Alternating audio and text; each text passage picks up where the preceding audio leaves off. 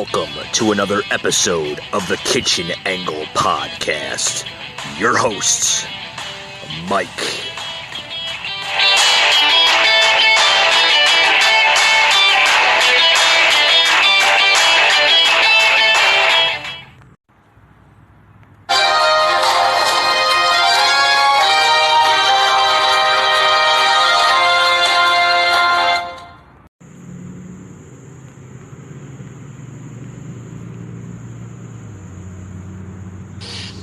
If Senate Republicans, we were talking originally about the Supreme Court here, if Senate Republicans go ahead and confirm Justice Barrett, there has been talk about ending the filibuster or even packing the court, adding to the 9 justices there. You call this a distraction by the president, but in fact it wasn't brought up by the president. It was brought up by some of your Democratic colleagues in the Congress. So my question to you is, you have the past to talk about it.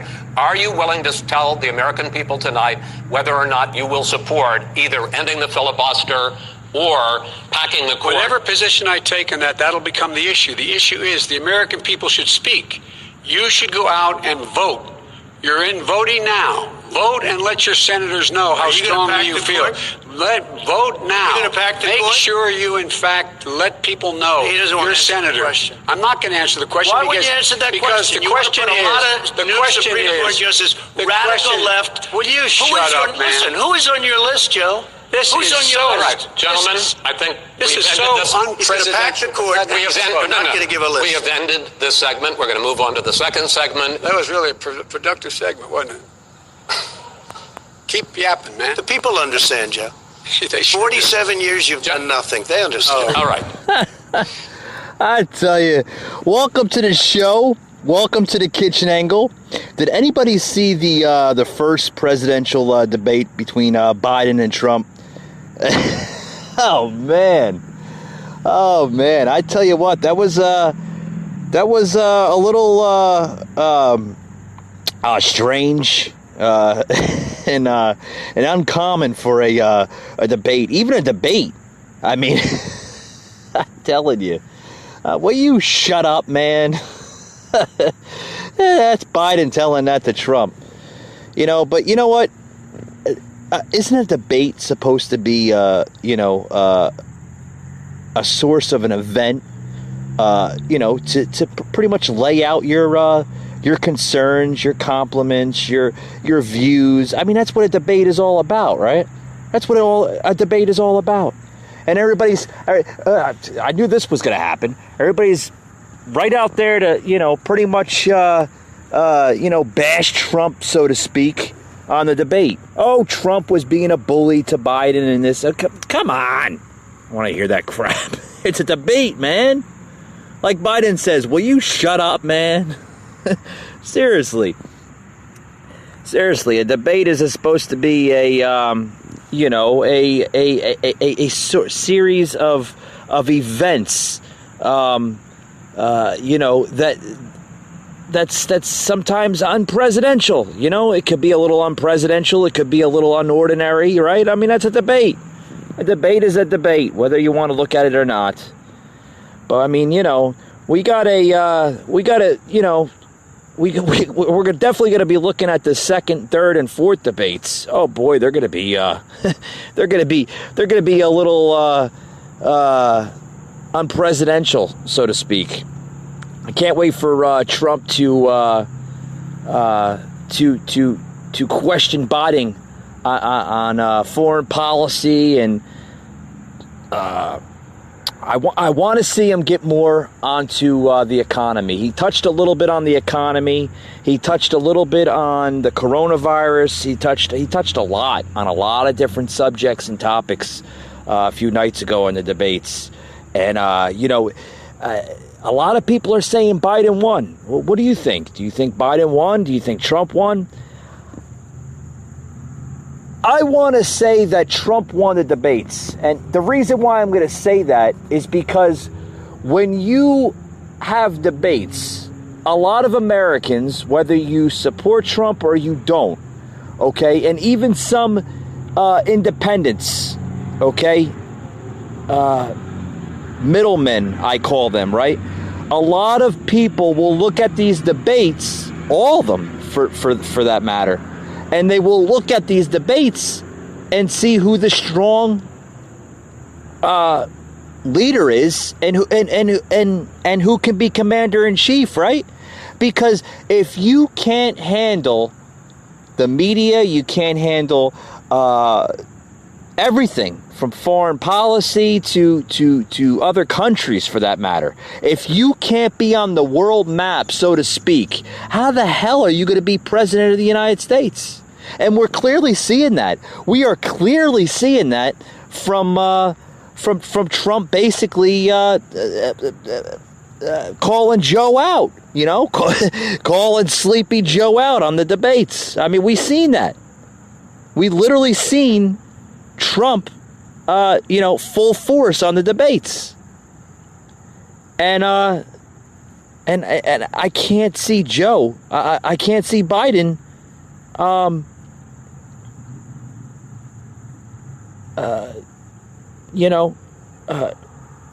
Even holding a simple conversation. The man can't hold a simple conversation without help.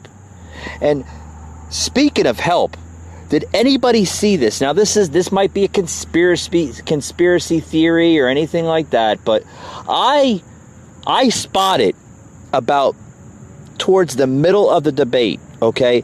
Did you see where Biden literally put his hand underneath his suit jacket? If you look at that real close and you were to actually pause that part of the debate and look at it real close and kind of zoom in on it, did you see the wire? Oh man, there was a wire sticking out of Joe's suit jacket. Hey Joe, let me tell you something, pal. If you become president, are you going to have wires sticking out of your damn suit jacket and asking for help? Oh, the Prime Minister of Canada or any other world leader is asking for some suggestions or talking something that I can't understand. Are you kidding me? Are you kidding me? There was a lot of, the whole thing was a mess. The whole debate was a mess. I mean, clearly, I mean, you could definitely, I'm not just saying this, but, just because, yes, I do support Trump, but clearly Trump wasn't debating one person. He was debating two people. I mean, you see even the moderator was basically, oh, Mr. Trump, can you allow Mr. Biden to answer the question? I forgot. Isn't that what a debate is about? Aren't you allowed to talk over somebody? That's what a debate is about, right? I mean, yeah, it's. I'm telling you, there was a lot of different topics. I want to get under a few topics with the debates. I want to get under the hot topic here, violence and protest, right? Because that was one of the big topics of the debates. A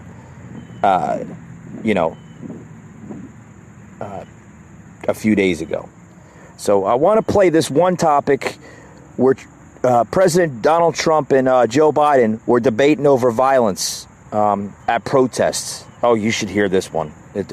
Play sound clip number 2. Shut up! Shut up! Shut up! So this is sound clip number 2 we're going to play here for Biden and Trump with the protesting of violence here. Oh, you got to listen to this because Trump is really drilling Biden over this, how he would be able to handle it. I don't think Biden has anything in his arsenal to even deal with the protesting, let alone the violence. So you got to hear this one. This is sound clip number 2, please. Days of protests which I think you would agree, you talk about peaceful protests, many of those turned into riots.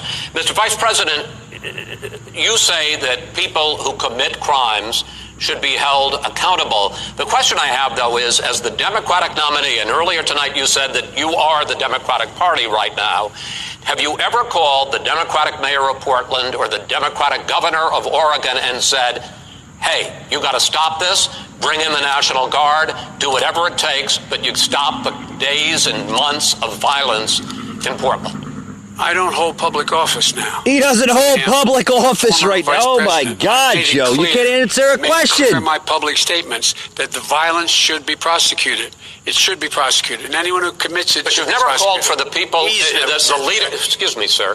You have never called for the leaders in Portland and in Oregon to call and bring in the National Guard and knock off 100 days of riots. They can, in fact, take care of it if he just stay out of the way. Look here. Oh, really? Oh, really? Here's the thing. I sent in the U.S. Marshals to get the killer of a young man in the middle of the street. They shot him. And for 3 days, President Trump wouldn't do anything. I had to send in the U.S. Marshals. They took care of business. Go ahead, sir. And by the way, you know, his own former spokesperson said, you know, riots and chaos and violence help his cause. That's what this is all about. I don't know who said that. I do. Who? I think Kellyanne Conway. I don't think she said that. She said that. And so here's the, but here's the point. The point is that that's what he is, keeps trying to rile everything up. He doesn't want to calm things down. Instead of going in and talking to people and saying, let's get everybody together, figure out how to deal with this. What's he do? He just pours gasoline in the fire constantly, and every single solitary time. And to end this, button up this segment, I'm going to give you a minute to answer, sir. You have repeatedly criticized... I have to answer his statement. You have repeatedly... Wait, no, you've been talking back and forth. You made a statement. I'm asking you... I would love to end it. Sir, I would love to end it. You know, if you want to switch seats... We would very quickly. We can do that, but I'm saying the National Guard, it would be over. There'd be no problem. Okay. But they don't want to accept the National Guard. You have repeatedly criticized the vice president for not specifically calling out Antifa and other left-wing extremist groups. But are you willing tonight to condemn white supremacists and militia groups and to say... Let me pause it right there. Let me pause it right there. This is the moderator. This is, Chris Wallace... questioning Trump, the president of the United States. Oh, you continually criticize Vice President Vice President Biden. The hell am I at tonight? I'm acting like Biden, right? Sorry, folks. This is the moderator criticizing throughout the entire debate. Oh, you continue to criticize the former Vice President Biden. Over violence and over why he never stepped in under the Obama administration. There was more violence under the Obama administration than the Trump administration. I mean, sadly, it's true. Where was the media on that? Where was the media for 4 years when we had violence under the Obama administration? Nowhere. Because that's how the media works. They're paid by big lobbyists and big companies to criticize one person in their agenda. And they're using Trump as their agenda. Oh, you got to listen to this. This whole thing, like I said, it was a circus. It was a circus. I'm glad Trump, I'm glad he had the strength. We all know he has the strength to even... debate Biden. We all knew that Trump was going to win this debate, even though that the far left is saying, "Oh, the big victory going to Biden in the first debate." Yeah, right. The man couldn't even hold a sentence, But I mean, you can clearly see that Trump was, this goes to my first point, that Trump was basically debating two people, debating the moderator Chris Wallace and Joe Biden. You got to listen to more of this circus here. To stand down and not add to the violence in a number of these cities, as we saw in Kenosha and as we've seen in Portland. Sure, are you prepared to specifically do it? I would say almost everything I see is from the left wing, not from the right wing. So what are you saying? I'm willing to do anything. I want to see peace. Then do it, sir. Say it. Do it. Say it. Do you want to call him What do you want to call them? Give me a name. Give me a White name. supremacists and What would white you like me to condemn? white supremacists and right Proud militia. Boys, stand back and stand by. But I'll tell you what. Somebody's got to do something about Antifa and the left, because this is not a right-wing problem. His This own is a left. FBI director. This is a left-wing problem. White supremacists. Antifa's an idea, not an organization. Oh, you got it. Not Kid. militia. That's what his It's an idea. FBI director Gentlemen, said. Well, then you know what? Oh, shut up, shut up, Biden, shut up. I don't want to hear any more of Wallace and Biden throughout the entire debate blaming Trump for everything. Blaming Trump. And then they're blaming Trump for the Proud Boys. The Proud Boys are the so-called white supremacists. Thinking that Trump is for white supremacy. First of all, we already heard time after time that Trump does not support white supremacy. He never has, never will. And these so-called white supremacists that Trump said, the Proud Boys, stand back. And then they criticize him for the whole stand by scenario. Well, what do you mean by the stand by? I think it was a little typo that Trump had said, because he was under fire from the idiot moderator Wallace and then Biden. But like, Trump says, somebody's got to do something about the Antifa. This is a hate group. This is domestic terrorism. And it has to be stopped. It does. It has to be stopped. I mean, going on and on and on and on about the violence and everything else. And then you can hear, you hear Wallace in it right there, kind of whispering into the conversation there. Well, do something about it, just like Biden. Yeah, encouraging him. Yeah, do something about it. He has been doing something about it. He's got the National Guard involved with the protesting over there, what was it, in Minnesota? But it's not Trump's responsibility to quail out the protesting. It has to do with the mayors and governors of their state. They have to get involved. You look at everything that's going on with the protesting, the violent protesting, right? They're all being orchestrated in Democratic sections of the country, inner cities that have Democratic leadership. And what are the Democratic leadership doing about it? Nothing. You think Trump just says that for the heck of it? It's true. You go to a Republican section, peace, love, no violence. You go to an inner city or a section that has Democratic leadership, there's chaos, there's violence, there's hatred. It's true. It's true. There's such a big comparison between both parties. I clearly said it in time after time in my other podcast episodes. The Democratic Party has been hijacked by crazy left agendas of socialism, communism, and chaos.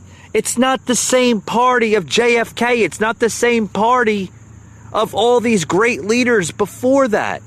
And surely before that. Because after JFK, I think the Democratic Party kind of went downhill. I mean, we seen the Clinton era, right? That was corruption in the Clintons. It still is. The Clinton Foundation still is corruption in the Clinton Foundation. We surely seen the corruption of the Obama era, and we're seeing that right now. I'm telling you what, folks, if Biden gets elected president in a short matter of 3.5 weeks now we are from the general election, hope to God, pray whoever you pray to, that Biden does not get in office in November. Because if he gets into office, we're going to see a repeat of the Obama corrupted era, and probably a lot worse. We'll probably see a lot worse, folks. We will. I mean, I don't understand. I don't understand the logic, behind this party. I have no idea the logic, the simple logic. behind this party. I really don't, folks. With that being said, folks, we're going to take a quick break, and we'll be right back after these words. You don't want to miss the next segment here, I guess, on the show.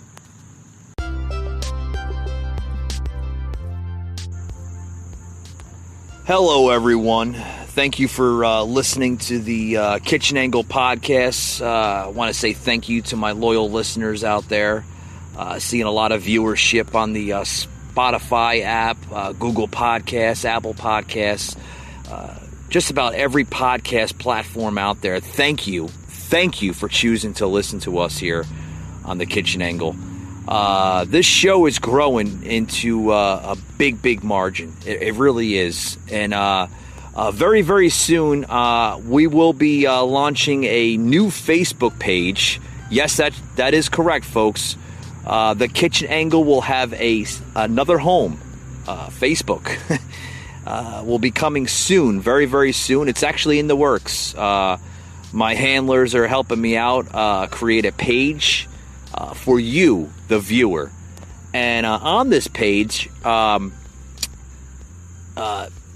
it's all on you. If you want suggestions added to the show, drop a comment on Facebook there, or leave me a message through Messenger there.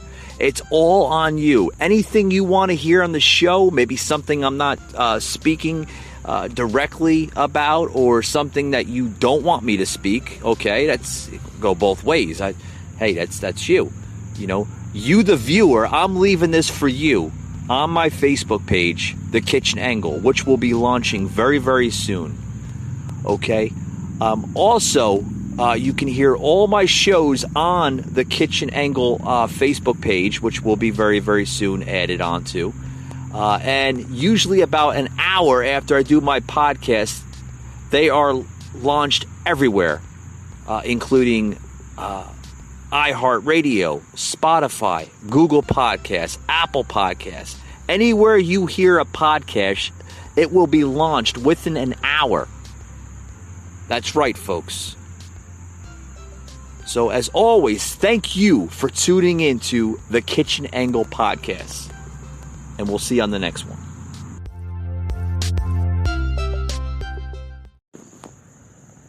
Hey, guys, welcome back to the show. Welcome back. I had to take a little water break. I'm trying to marinate what's going on with this world today we're living in. It's such chaos. We're talking about the debate just a few days ago between Trump and Biden. Crazy saga of a society we live in. It really is. I mean, I'm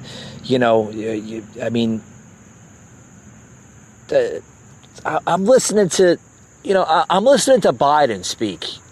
Okay, I'm listening to the man speak, and I mean, literally, he had to have the moderator Wallace there. He had to have him help him answer questions. I mean, you could clearly see Wallace guiding him by, literally sentence by sentence. The man could not answer a simple question. I mean, Trump came in there as a nice guy. I mean, seriously, you want to say it like that, you can say it however you want to say it.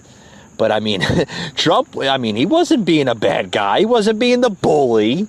He wasn't being macho Trump like he's known for being. He came in there being nice. He was going to try to talk civilly to Biden. And Biden just literally blamed everything on Trump. Oh, it's Trump's fault.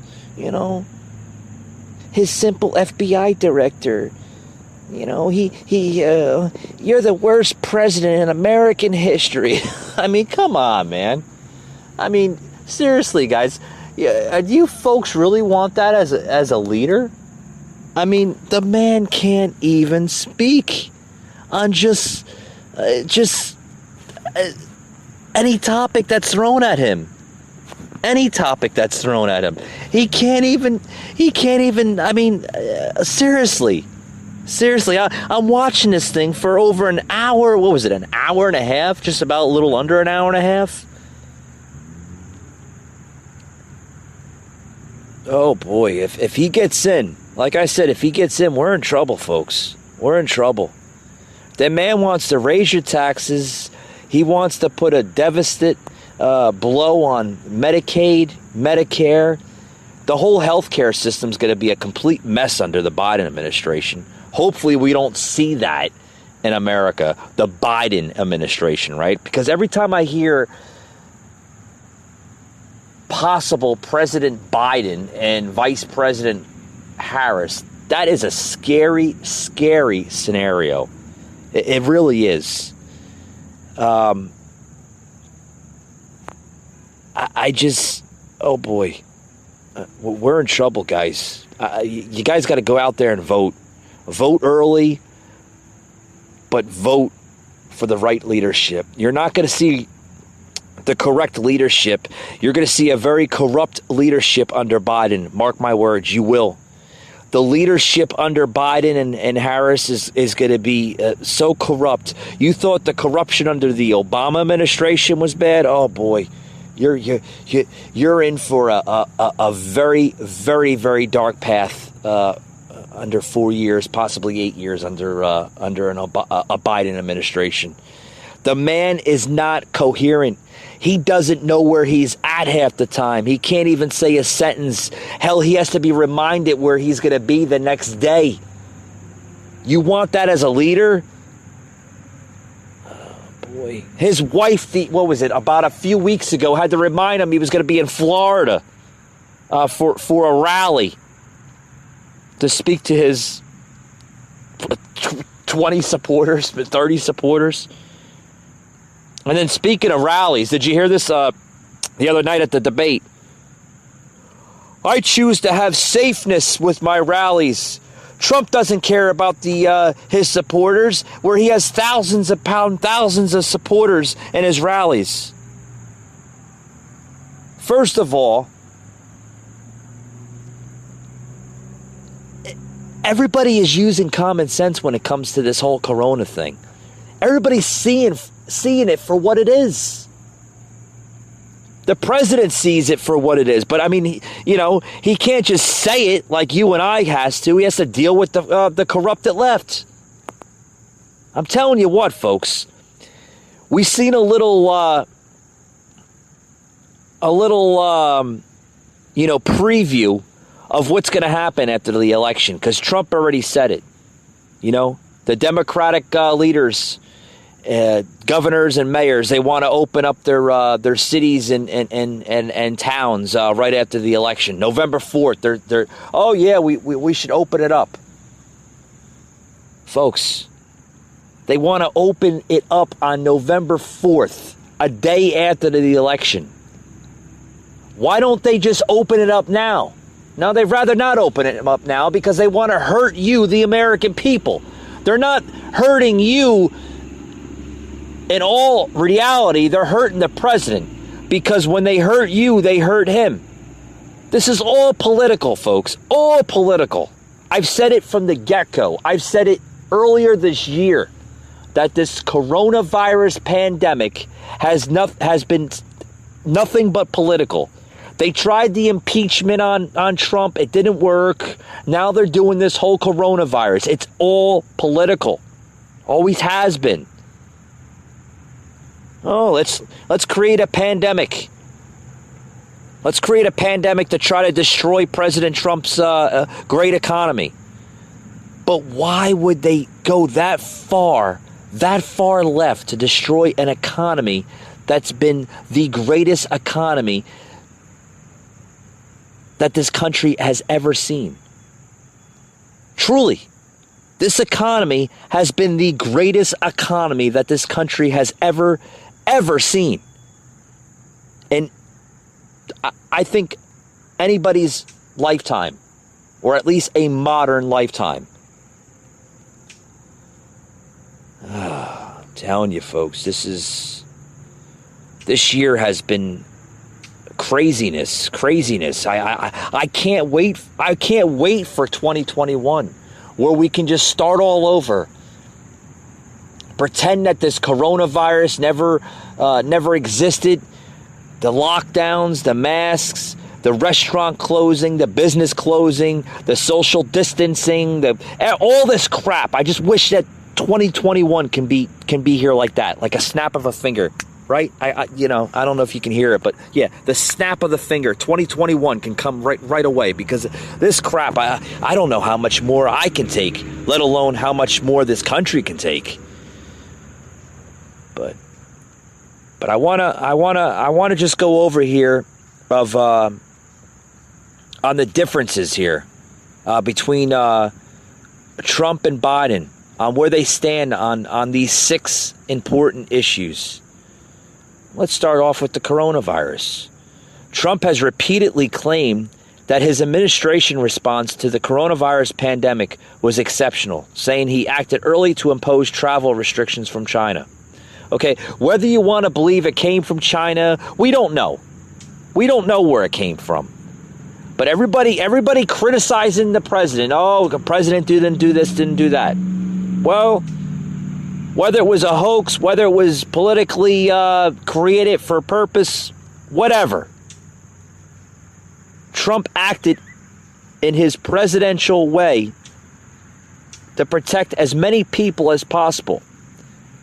Whether it's another form of the flu or the cold or whatever you want to say, okay? You can't protect everybody from a disease, but you can slow it down to a margin, okay? There's also mounting evidence of the ways in which Trump and the White House put political pressure on the Centers for Disease Control and Prevention and other health agencies to accept Trump's demands that the country reopen more quickly than they thought was safe. That was another criticizing tactic that they've been going against Trump. But the president's demands for a vaccine says that the vaccine has to be going in extreme measures. And also, the Democratic left are trying to politicize it.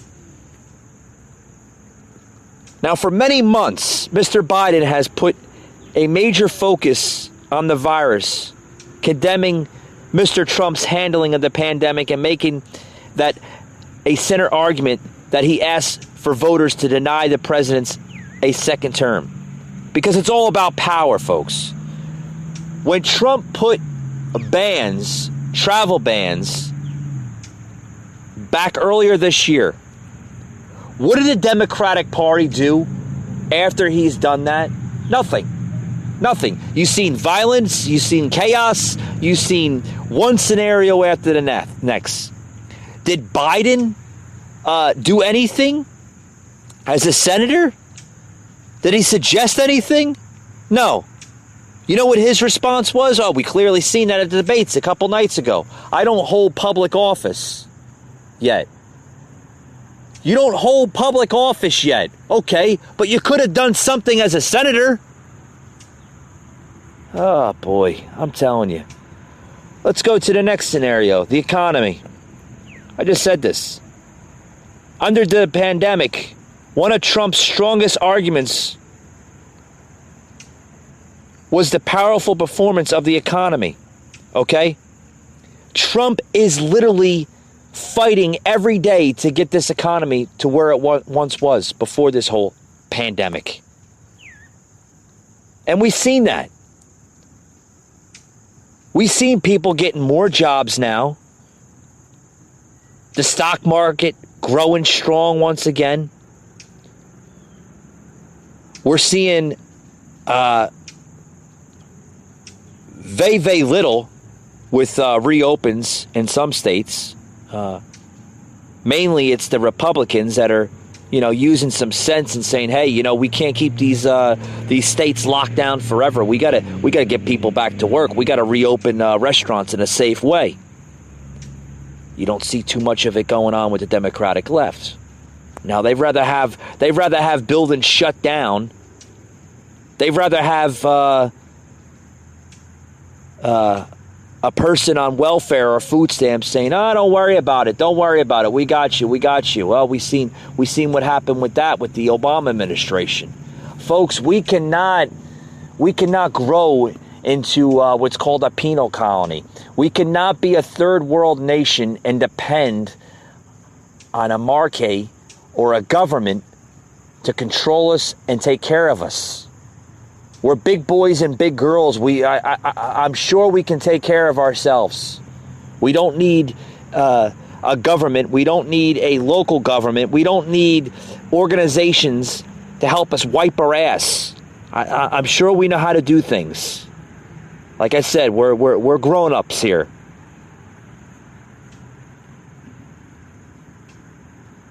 Oh boy. But here's something here you might find interesting.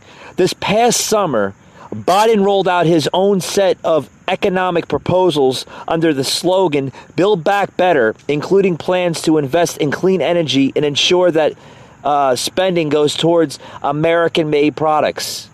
Oh, wait a minute. It sounds like a ripoff of Trump's agenda. I mean, seriously, folks, every little thing that Trump comes out with, we just see Biden just literally copycat or try to rip off his plans.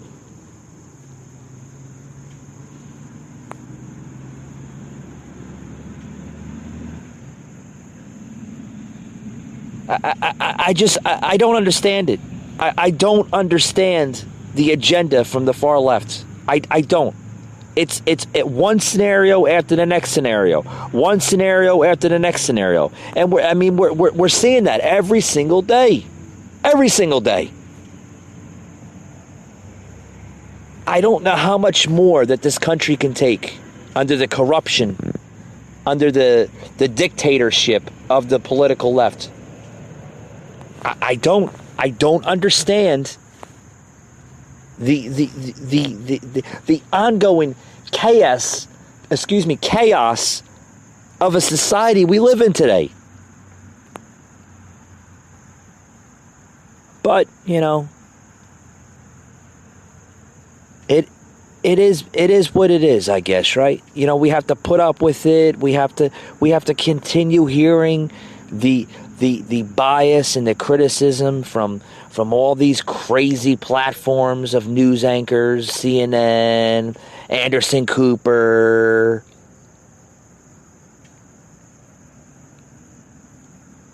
But that's the country we live in today.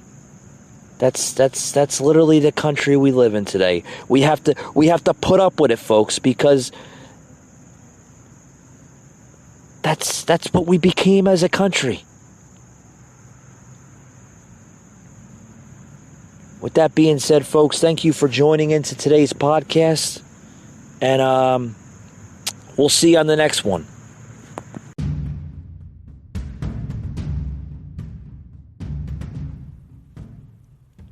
You just heard an episode of the Kitchen Angle Show, an Anchor podcast.